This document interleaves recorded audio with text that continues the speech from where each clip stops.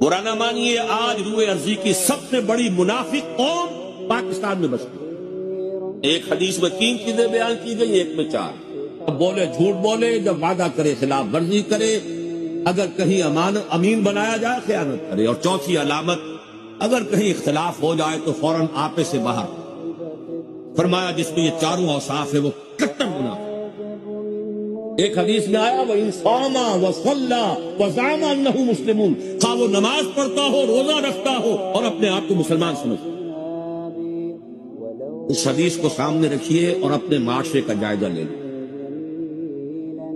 یہاں جو جتنا بڑا ہے اتنا ہی بڑا جھوٹا ہے، جو جتنا بڑا ہے اتنا ہی بڑا وعدہ خلاف ہے، جو جتنا بڑا ہے اتنا ہی بڑا خائن ہے، الا ماشاء اللہ۔